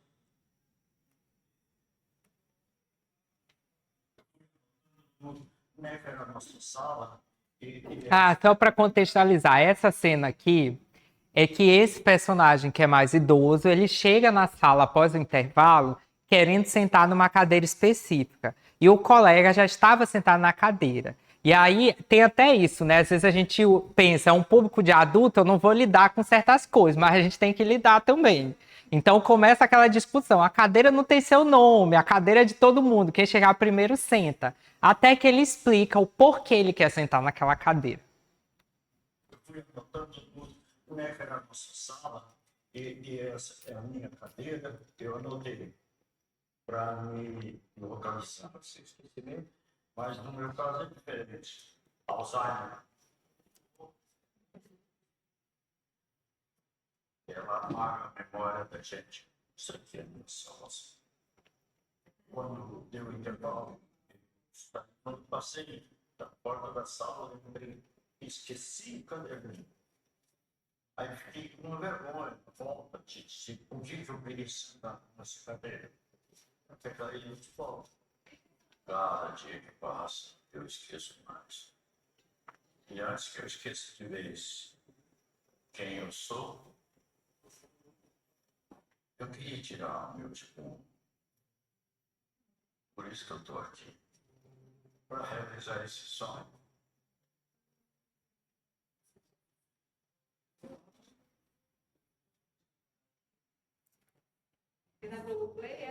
Isso, é na Globoplay. Ela foi transmitida na TV aberta, mas hoje a gente encontra na Globoplay. Eu gostei dessas duas cenas. Primeiro porque eu sempre gosto de ressaltar aqui no IFMA, né, em relação à primeira cena da aluna que ela é trans na série. Quando a gente está no ambiente educacional, quando a gente está em sala de aula, a gente tem um compromisso com a garantia de direitos. Então, não importa aquilo que eu acho que é certo, que eu acho que é errado. Isso sou eu, indivíduo. Aqui eu sou profissional. E eu tenho uma legislação que diz que todos têm direito a uma educação de qualidade. A legislação não diz assim, abre parêntese, com exceção de. A legislação diz que todos e todas. E a escola ela tem que ser um ambiente acolhedor e inclusivo para todos e todas nas suas múltiplas dimensões. E isso aqui é um cenário que a gente vivencia muito. Porque quando a gente vai olhar as estatísticas, a população trans, travesti, como algumas pessoas chamam no Brasil, ela é uma população que ela vai aparecer muito na educação de jovens e adultos, porque eles foram expulsos da escola no dito período regular em que elas teriam que estudar. A gente até já tem estudos que falam que quando a gente fala dessa população, eu nem uso mais a expressão evasão, porque a evasão é quando eu digo que não quero e vou embora. Eu uso expulsão, que é quando o sistema faz com que eu não me sinta bem-vindo ali. E aí esse público muitas vezes chega na educação de jovens e adultos. Por conta das estruturas sociais, muitas vezes imersos numa realidade de prostituição, que a gente sabe que é muito comum, de contato com substâncias ilícitas, com o uso de drogas. E aí eu acho que essa cena ela ilustra tanto a questão da diversidade e identidades que a gente encontra, quanto do conflito de gerações. Porque aí eu tenho o conflito da aluna com a senhora de mais idade que não consegue aceitar ou entender ou processar aquela identidade dela. E eu, como professor, como é que eu vou situar? Como é que o meu currículo vai abordar isso? Como é que eu vou trabalhar essas questões? E a outra cena é a questão realmente da idade. Isso daqui é uma coisa que pode perfeitamente acontecer com a gente numa sala de IES. Que numa sala regular não vai acontecer um caso de Alzheimer, porque a gente sabe que é característica de determinada idade, né? Acontecem outras situações. Pode ficar...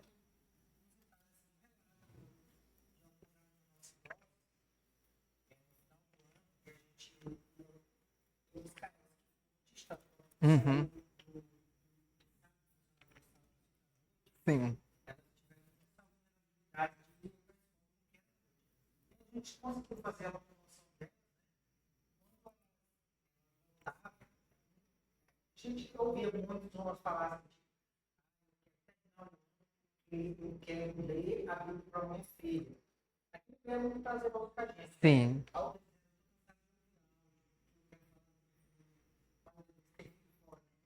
Quero mandar uma mensagem. Eu tenho certeza que eu vou desse jeito, eu vou terminar meu estudo. Então, é verdade. Sim. E aí é a gente focar nessas potencialidades. Quando a gente sente que eles estão indo embora, é você puxar. Mas você não quer aprender por isso, você não tem esse objetivo, aguenta mais um pouco, que você vai conseguir chegar lá. Então, essa motivação, dando sentido prático, ela é extremamente importante. Quando a gente percebe que o aluno está indo, é a gente puxar ele de volta. Porque quando a gente cria os grupos, a gente ouve, quando ele diz assim, ó, Uhum.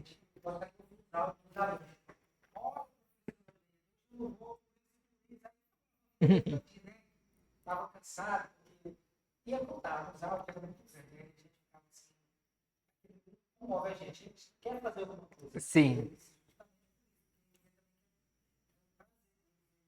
Passar um ano na sala de aula. E isso é muito importante, né? Porque às vezes a gente acha que quando a gente está em sala de aula, a nossa função é só falar. E às vezes no público da EJA, eu tentava fazer muito exercício de calar e escutá-los. Porque, por exemplo, às vezes eles não se sentem confortáveis de falar determinadas coisas em casa. Ou eles passam o dia todinho no estado de solidão, tão cansados, não se sentem ouvidos, que quando ele chega na escola, ele quer só falar. E se você deixar aquele aluno falar, você já está fazendo um bem enorme para ele. Então, eu fazia muito isso. Quando eu percebia que eles queriam falar alguma coisa, contar do dia, primeiro eu escutava. E aí depois ia puxando uma coisinha aqui, outra ali, ia dando a aula, puxando o conteúdo. O intervalo eles falavam mais um pouco. E aí depois eu pegava algum aspecto do que eles contaram e já trazia para o conteúdo de volta. Mas em nenhum momento fazia eles entenderem que o ato de falar atrapalhava a aula. Porque muitos vêm para a escola também pela questão da socialização. O professor é o único que escuta, a sala de aula é o único lugar onde ele se sente confortável de falar. E aí, se a gente vai naquela febre de eu ter um conteúdo, um currículo, um cronograma para cumprir, e o aluno está só fazendo eu perder os 45 minutos que eu tenho para dar aula, a gente vai afastar esse aluno também.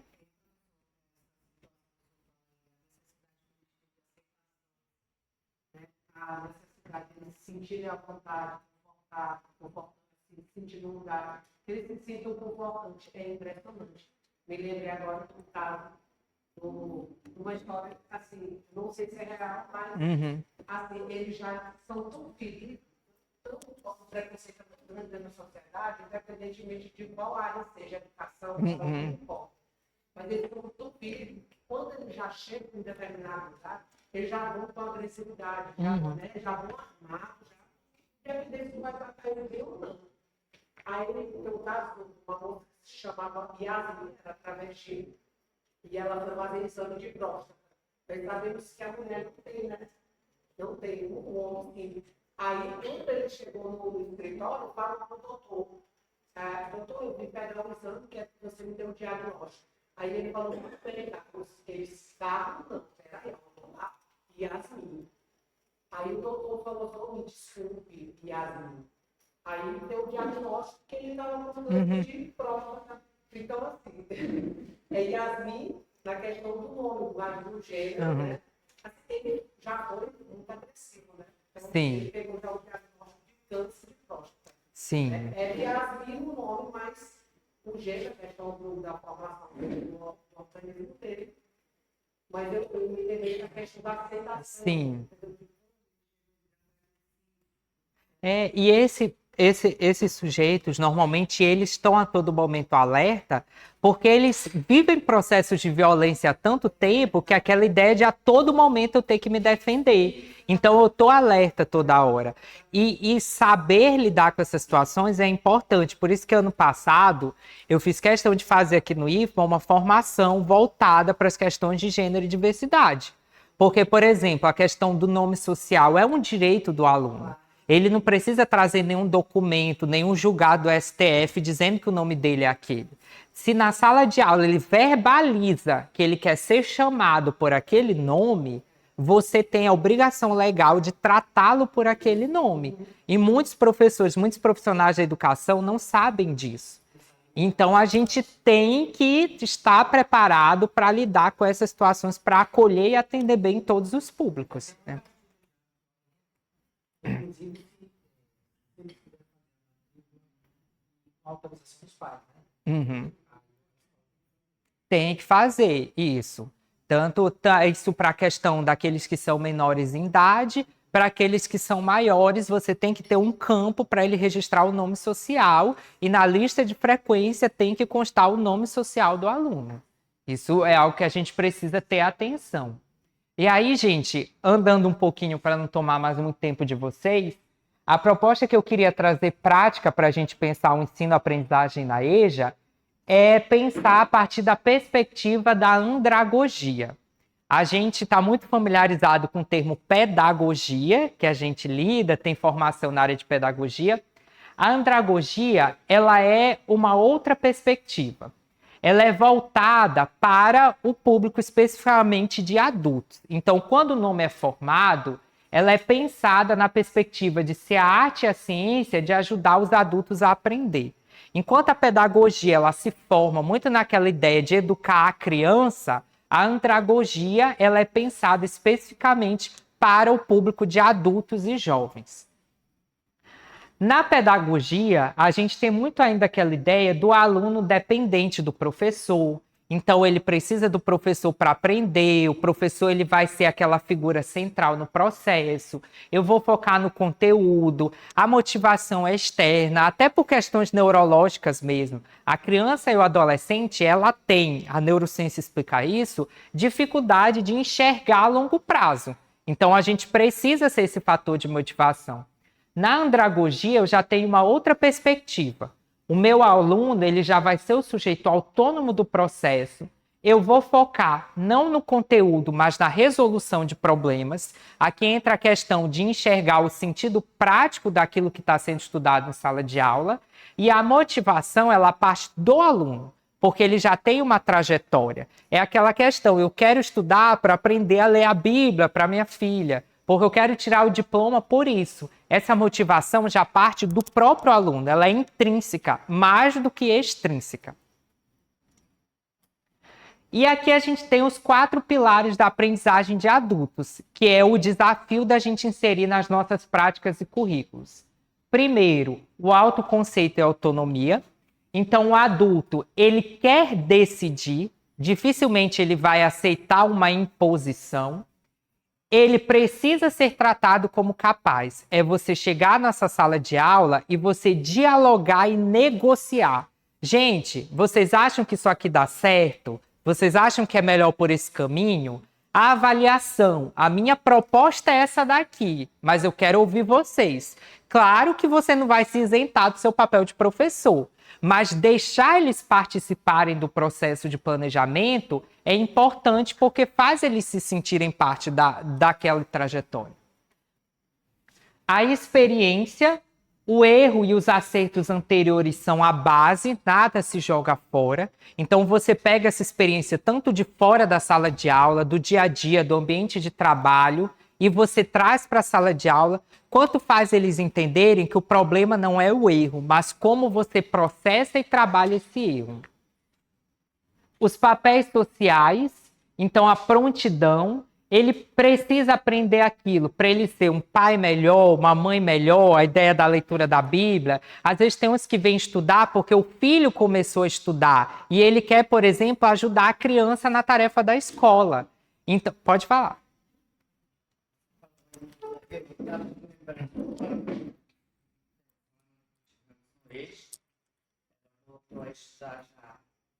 Depois, né, fez a terceira e fez a quarta passada.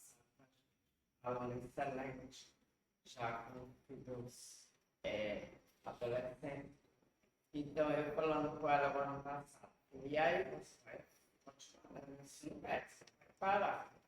Ela, professora, eu estou preocupada porque é um desafio. O ano que vem, eu quero estudar lá no IF. Eu falei, por quê? Para levar e acompanhar minha filha.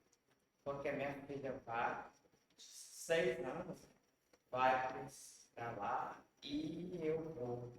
Porque lá ela descobriu, o ano passado, né, que a filha dela era autista. Então eu vou para incentivar.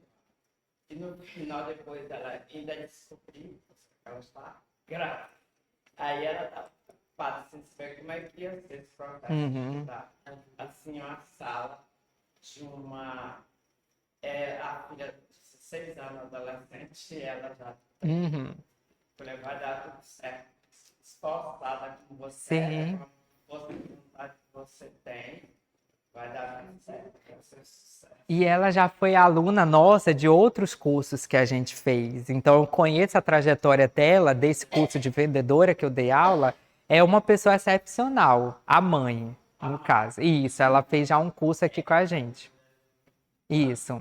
O Francinaldo também deu aula no Mulheres Mil.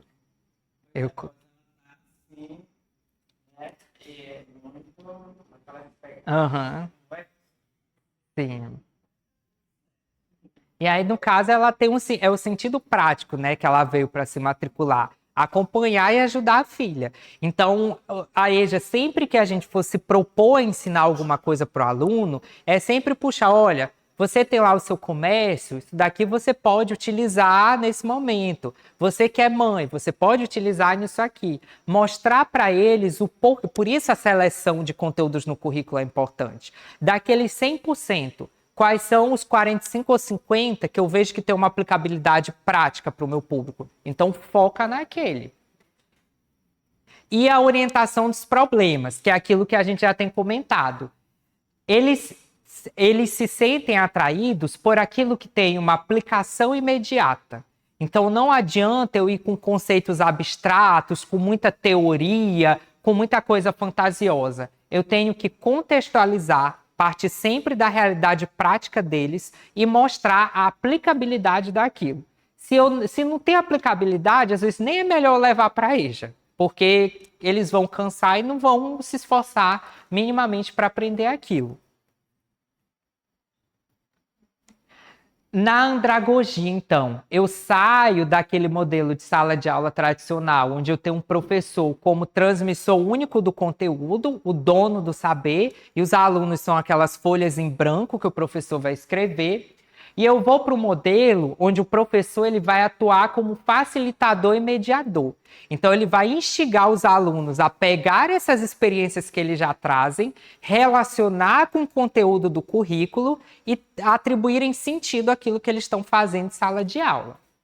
O aluno, ele participa do planejamento, por isso a importância de dialogar o método de avaliação, a forma como as aulas vão funcionar, ouvi-los quando eles trazem os problemas reais do seu dia a dia e dividir essa responsabilidade. Então, olha, vocês são adultos, eu estou aqui fazendo a minha parte, sei dos desafios de vocês, vocês também precisam fazer a parte de vocês.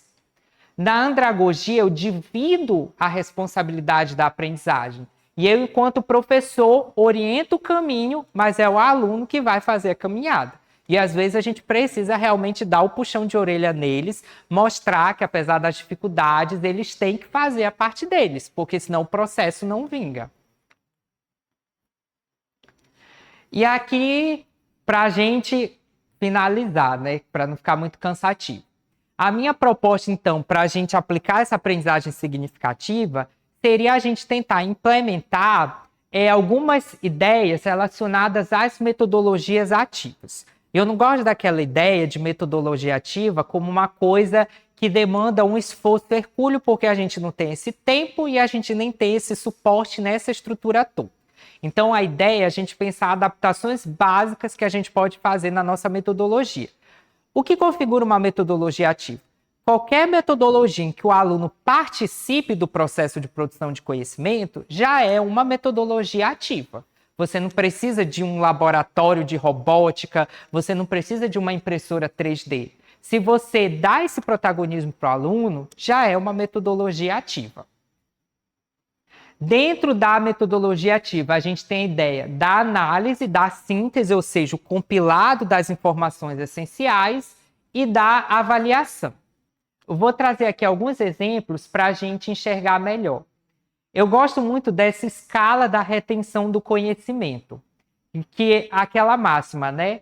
Se eu só ouço alguma coisa, eu vou esquecer. Se eu ouço e eu vejo, eu vou lembrar. É mais fácil, porque aí eu estou usando dois sentidos. Se eu ouço, vejo e discuto aquilo, eu começo a compreender. Se eu ouço, vejo, discuto e faço, eu aprendi, eu desenvolvi aquela habilidade.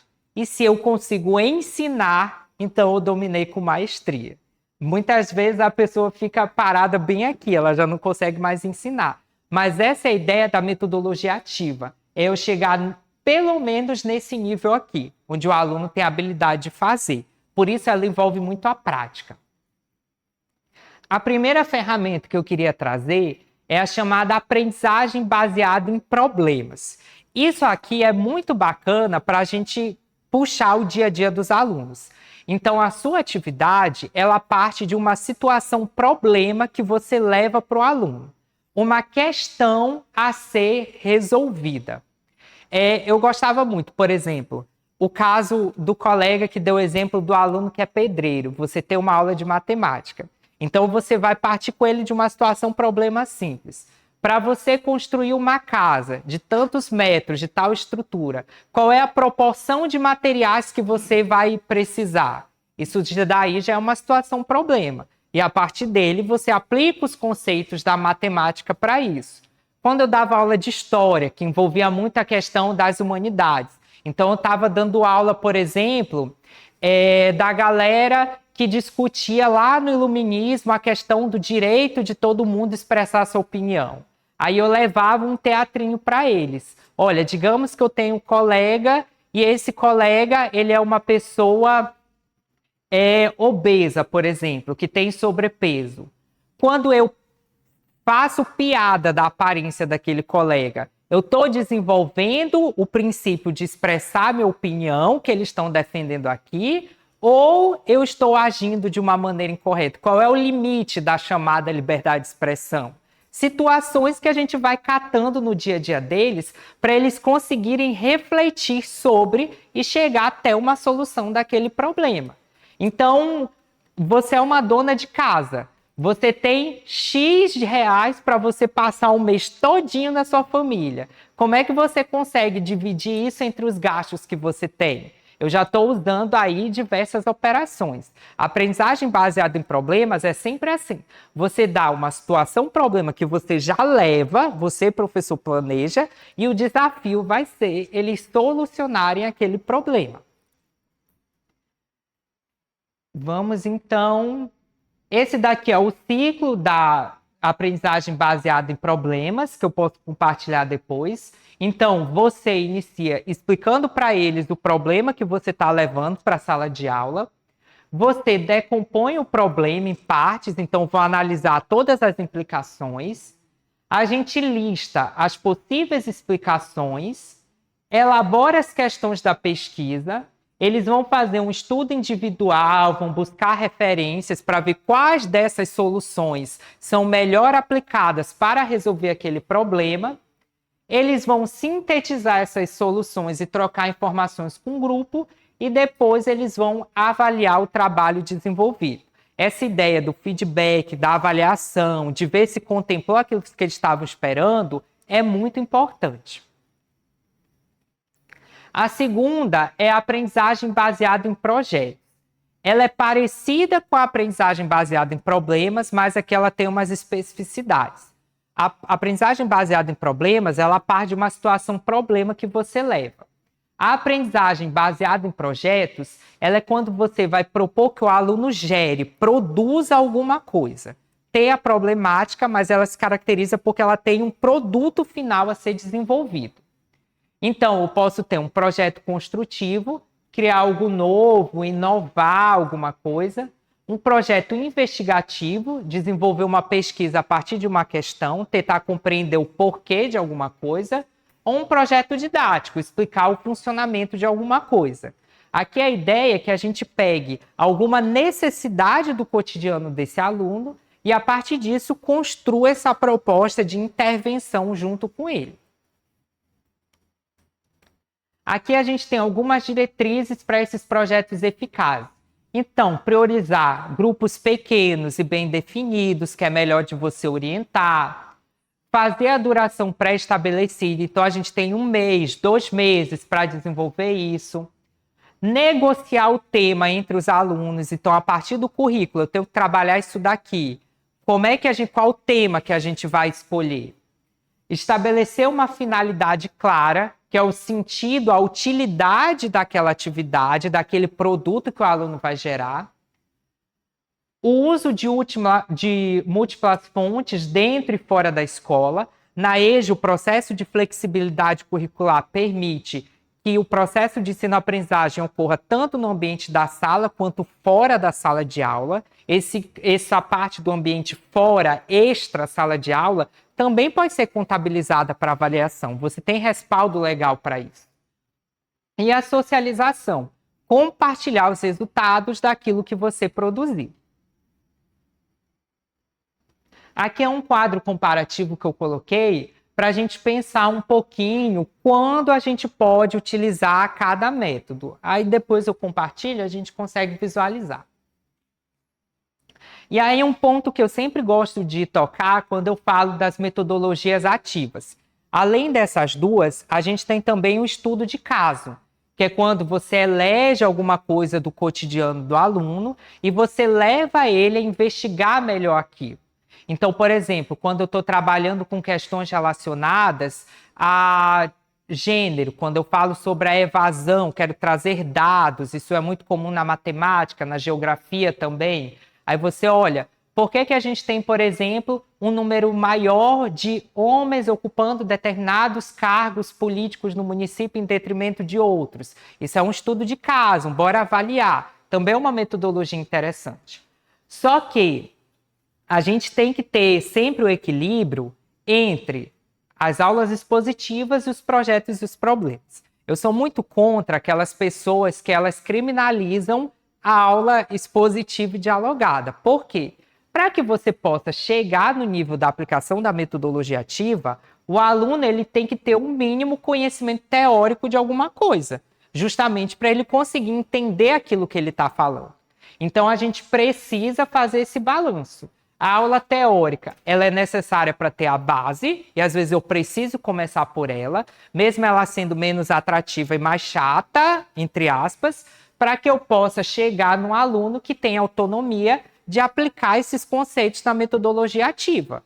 Porque se eu faço a metodologia por si só, aí eu também tenho que ter a ligação com o currículo. Então, é importante a gente ter sempre em mente a necessidade de equilibrar essa balança. Eu penso alguma coisa inovadora nessa perspectiva de problemas, de projetos, ok. Mas a base conceitual, o meu aluno também precisa dominar. E aí é o momento que eu preciso dar aquela aulinha mais conceitual, que também é importante.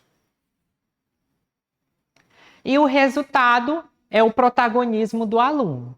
Então, quando o currículo respeita a diversidade, o aluno ele se sente contemplado por aquela prática. A metodologia valoriza a experiência, ele vê sentido naquilo que eu estou propondo em sala de aula. Ele deixa a invisibilidade, aquele senso de inferioridade que muitas vezes ele traz para a sala de aula, e ele assume o protagonismo. Aqui eu queria finalizar com esse trecho de uma obra que me toca muito, que é um recorte de Quarto de Despejo da Carolina Maria de Jesus. Eu acho que muita gente aqui conhece a história dela. E ela fala um pouquinho sobre o poder da educação da leitura de um livro, quando ela diz: fiquei alegre olhando o livro e disse: o que eu sempre invejei dos livros foi o nome do autor. E li o meu nome na capa do livro: Carolina Maria de Jesus, Diário de uma Favelada, Quarto de Despejo. Fiquei emocionada. É preciso gostar de livros para sentir o que eu senti. Eu acho que a Carolina, ela é muito esse reflexo. Ela era uma pessoa que muitas vezes a gente poderia olhar e jamais imaginar o potencial criativo que aquela mulher encerrava dentro de si. E a gente ainda bem consegue hoje ter conhecimento disso porque alguém acreditou, alguém publicizou, alguém instigou ela a continuar escrevendo. E hoje é uma das maiores autoras da língua portuguesa brasileira. Então aí está o nosso papel também, né, de mostrar para esse aluno que mesmo com toda uma sociedade, mesmo uma trajetória, toda uma vivência dizendo que ele não pode, mas que ele pode sim, que ele tem essa potencialidade. Aqui são algumas referências e os meus contatos. Eu permaneço à disposição, espero ter agregado alguma coisa. Sei que a gente está cansado e qualquer diálogo adicional, eu permaneço à disposição. Muito obrigado, gente. Obrigado pelo convite, professor.